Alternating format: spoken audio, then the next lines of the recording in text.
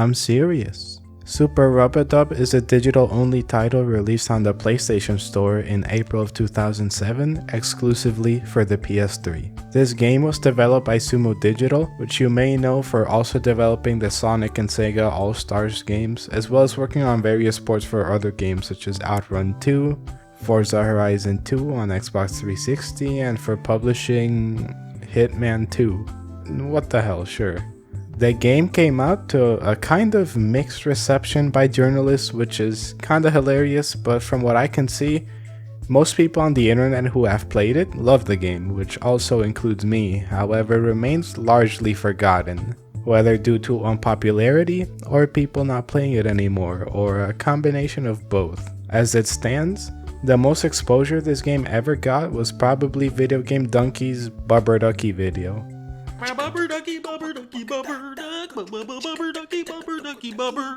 Which is a pretty fun video and actually got millions of views, so if people know the game from anywhere, it's from this video. But in terms of history, we don't have that much to cover, so let's just jump into the game itself.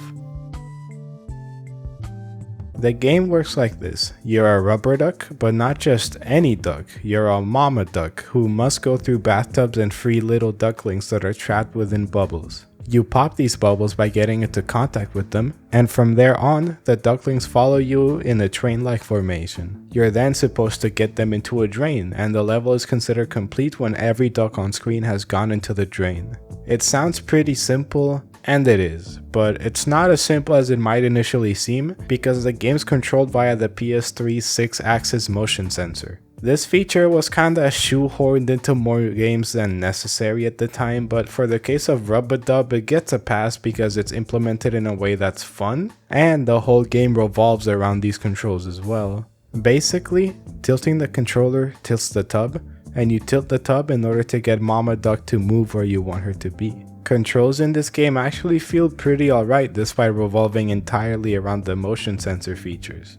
I never really felt like the game failed to read my inputs or something. The mama duck also feels like she has proper weight as you move her around, like there's actual physics tied to her, and it makes the controls feel all the more natural as well.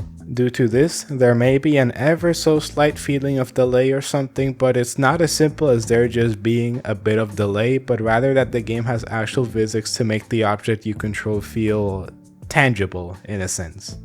Despite the game's unusual control setup, it manages to still be really good all things considered. Despite tilting the tub, you can also shake the controller in order to jump, which if you're not careful can get you killed, but it helps you with clearing gaps, getting over walls quicker in some cases, but it's also useful when dealing with this game's enemies, the toy sharks. The toy sharks are alerted to your presence when you pass in front of them, and they can target either you or the little ducklings. If they manage to bite a duckling, it will eat it, and the other ones that were behind it will kind of break off the line and scatter away, and it'll be your job to get them back. Meanwhile, if they eat you, all ducks will get scattered and you must get them back after respawning a couple of seconds later. The main strategy against these guys is to make your way through them without being spotted, or in the case you get spotted, shaking the tub, which will make them jump and turn them upside down for a brief amount of time on landing. This can prove to be really useful when you need to get out of a pinch quickly, but it does mean that everything shakes aggressively, so it can be a get out of jail card, but you gotta be mindful of your control as well because you will also get sent into the air. Sharks come in 3 different sizes, starting with small, which I think can only eat small ducks, but they take eons to kill one, so they're not much of a threat. There's the medium sized ones, which apply to the ones that I talked before, but then there's the big ones. These aren't at all affected by you shaking the tub, so you have to entirely maneuver around these guys effectively. And in tubs that have a kind of point A to point B formation, they're not scary, but the moment you're in a tighter space with them, it can become a good bit trickier. Lastly, every 5 tubs, which are this game's levels, you go through bonus levels where you actually play as the shark and your objective is to eat all the rubber ducks before the time limit hits 0. And now that we've mentioned time, this gets us to the game's ranking system. Upon the end of each tub, you get ranked depending on your time. However, there are a few things taken into account, and that's the amount of ducks saved, but mainly the duck chain. This refers to the amount of ducklings that go into the tub at once. So if you have 10 ducklings with you and you take them to the drain, the 10 of them will go through it in a chain. The way this chain works is that if you have a chain of 1, it will shave off half a second from your time.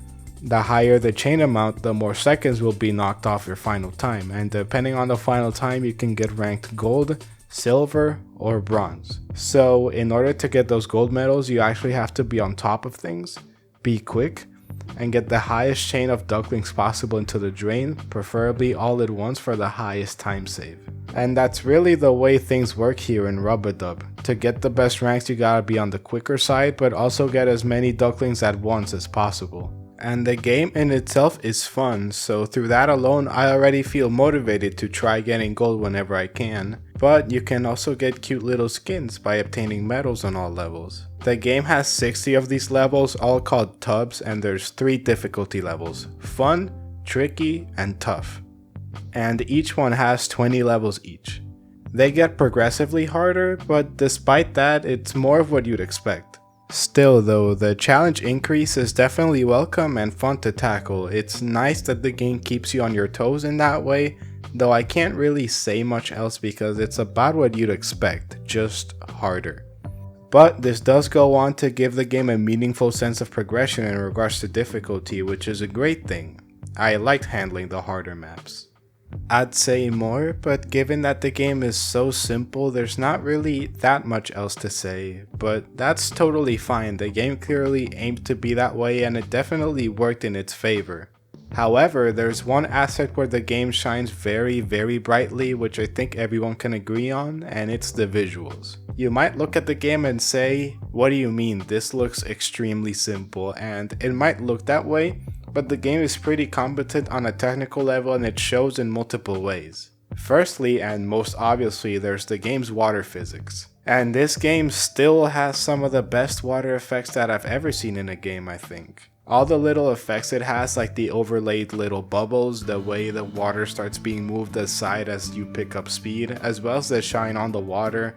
It all looks great in still shots, but when animated it looks even better. The way water is simulated if it falls off ledges also looks really nice too. But more importantly, it moves around with the tilt of your controller as well, which really helps to sell the effect. As funny as it is to say, in terms of water effects, Rub-a-Dub might be one of the best, ever. And if you consider the fact that this game will be 20 years old soon, it's kind of funny that things are that way. And lastly, but more importantly, what also makes this even nicer is the fact that it runs at a full 1080p 60 FPS on the PS3. Looking at the game, you may be unimpressed with that fact, but let's remind ourselves that stuff like 720p 30 FPS was the norm for many games, and even if some ran at 60 FPS, it typically wouldn't be at a full 1080p. The game's visuals are simple, but in exchange you get some of the best looking water effects as well as the highest resolution and frame rate that the PS3 could output. It's a pretty nice set of positives. It looks crisp, it runs smooth, and effects that are there throughout the whole game still hold up very well today. It also helps that the game's sounds are very pleasant to the ears and the music is very relaxing as well. I'll show you a 30-second demonstration of the game sounds and I'll get back to you soon.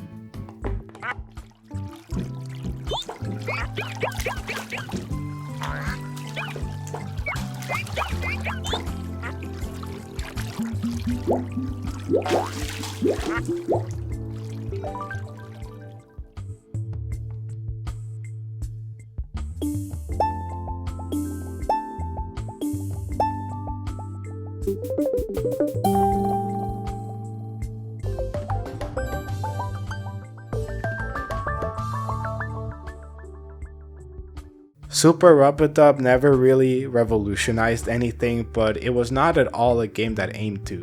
It's one that instead aimed to be a small but fun game with lots of charm and love put into it. And through its technical competency as well as very pleasant audio design, fun levels and mechanics, it accomplishes its goal. It's not groundbreaking, but it was never meant to be. It was meant to be charming, pleasant, fun, and pretty. And that's what it was for both my sister and I when we played it back in the day, and it still is for me even now.